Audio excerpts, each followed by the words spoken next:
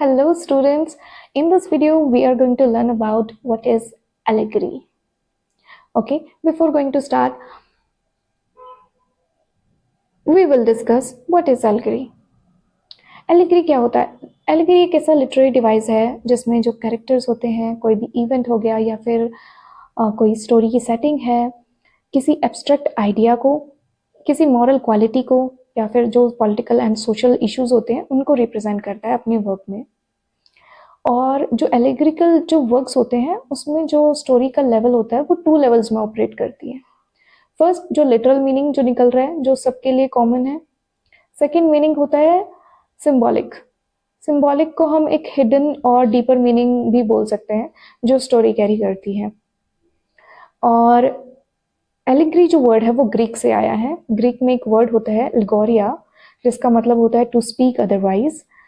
और इसमें राइटर्स कोई बात बोलता है और उसका मतलब कुछ और निकलता है। ओके, और राइटर ऐसा क्यों कर रहा है, वो एल्गोरिकल वर्क में ऐसी चीज़ें क्यों डाल रहा है। राइटर की अपनी एक अंडरस्टैंडिंग होती है कि वो अपनी स्टोरी के थ्रू रीडर्स को एक सरफेस मीनिंग के बियॉन्ड सोचने पर कंपेल कर सकता है, मतलब करना चाहता है, उनको टीच करना चाहता है रीडर्स को, उनको अलाउ करना चाहता है कि वो जो सोसाइटी है उस पर क्वेश्चन कर सके। सो we see some MCQ for better understanding.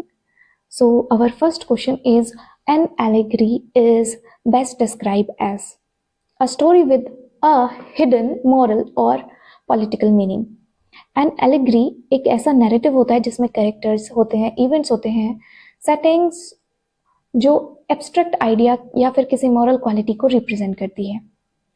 The surface story hides a deeper symbolic meaning, often moral, religious और political.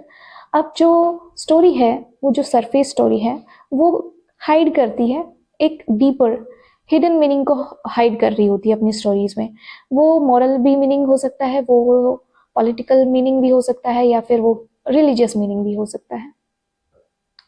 MCQ second, which of the following work is a famous allegory. इनमें से कौन सा ऐसा work है जो famous allegory है। John Bunyan का द पिलग्रिम्स प्रोग्रेस।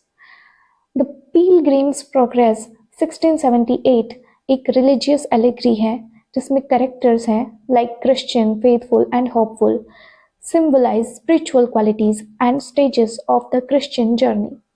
इस वर्क में जो राइटर है उन्होंने जो कैरेक्टर्स हैं उनके नाम भी ऐसे ही लिख दिए हैं। क्रिश्चियन है, फेथफुल है, होपफुल है, ये ऐसे कैरेक्टर्स हैं जो अपनी क्वालिटीज को ही रिप्रेजेंट कर रहे हैं अपने नाम के जैसे। ओके, और ये स्टेजेस में जो क्रिश्चियन एक कैरेक्टर है उसकी जर्नी को, उसकी जो जर्नी है उसको स्टेजेस में डिवाइड कर रखा है इस वर्क में।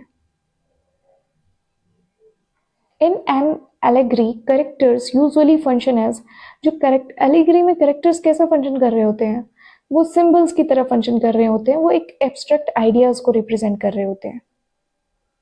इन एलेगरी कैरेक्टर्स आर पर्सोनिफिकेशंस, उनको पर्सोनिफिकेशन किया जाता है उनकी क्वालिटीज के through. They are not complex individual, वो कम्प्लेक्स कैरेक्टर नहीं होते कि आपको स्टोरी के स्टार्टिंग में कोई कैरेक्टर लॉयल दिखाया गया है, अच्छा दिखाया गया है और स्टोरी के एंड में आके वो कुछ मतलब बुरा कैरेक्टर बन गया है। नहीं, वो सेम ही अपनी क्वालिटी को टिल द एंड कंटिन्यू करता है। बट वो क्या कर रहा होता है, वो कम्प्लेक्स कैरेक्टर नहीं है बट वो एक आइडिया को रिप्रेजेंट कर रहा है और एक मॉरल क्वालिटी को रिप्रेजेंट कर रहा है अपने इस वर्क में। Okay, so MCQ 4 is, which of the following statement correctly distinguish allegory from symbolism? Allegory has a continuous parallel meaning. Symbolism is often suggestive. Allegory में continuous parallel meaning चलते हैं, मतलब स्टोरी की स्टार्टिंग में भी allegory parallel meaning को carry करती है कंटिन्यूस। बट सिंबलिज्म में क्या होता है, सिंबलिज्म सजेस्टिव होता है। Allegory sustain and systematic symbolism throughout the work. Allegory में जो भी सिंबल यूज हुआ है, जो भी डीपर मीनिंग या फिर कोई हिडन मीनिंग है जो स्टोरी कैरी कर रही है, वो थ्रू आउट द स्टोरी हमको कैरी किया जाता है और सिस्टमेटिकली हम उस मीनिंग को कैरी करते हैं थ्रू आउट द वर्क। लेकिन जो सिंबलिज्म होता है वो पार्शियल होता है, वो सजेस्टिव होता है और वो ओपन एंडेड होता है। मतलब वो कंटिन्यू नहीं रहेगा, वो एक टाइम के लिए यहाँ पे सजेस्टिव हो सकता है, ठीक है। एलिगरी वर्क्स जो है वो लाइक अ कॉर्डेड नरेटिव। एक एलिगरी जो वर्ड है वो एलिगरी जो वर्क है वो कॉर्डेड नरेटिव की तरह होता है, लेकिन जो सिंबलिज्म वर्क्स हैं वो एक हिंट की तरह होते हैं। MCQ 5, विच literary period particularly favoured allegory writing? कौन सा ऐसा लिटरेरी पीरियड है जो एलिगरी राइटिंग को, एल्गोरिकल राइटिंग को फेवर्ड करता है? Renaissance and medieval period. Okay, medieval and जो रेनेसा पीरियड था उसका जो लिटरेचर था वो heavily used allegory for religious, moral and political instructions. जो रेनेसा और मिडिवल लिटरेचर आपने पढ़ा होगा उसमें एलिगरी का हैवीली यूज किया गया है, जिसमें अगर आपको कोई मॉरल या फिर रिलीजियस या फिर कोई पॉलिटिकल इंस्ट्रक्शन देना है तो वो डायरेक्टली ना देके वो एलिगरी के थ्रू रीडर्स को कन्वे किया करते थे। जिसमें एग्जाम्पल में आप वर्क्स देख सकते हैं, Piers Plowman, the Faerie Queene by Edmund Spenser, the Pilgrim's Progress. Okay, ये इसके एग्जाम्पल हैं, एल्गोरिकल वर्क के एग्जाम्पल्स हैं ये। Edmund Spenser's the Faerie Queene is an allegory primarily concern with moral virtue. जो एडमंड स्पेंसर का एलिग्री वर्क है, ठीक है, एल्गोरिकल वर्क है ये एडमंड स्पेंसर का द फेरी क्वीन, इसमें मॉरल वर्च्यूज को रिप्रेजेंट किया गया है।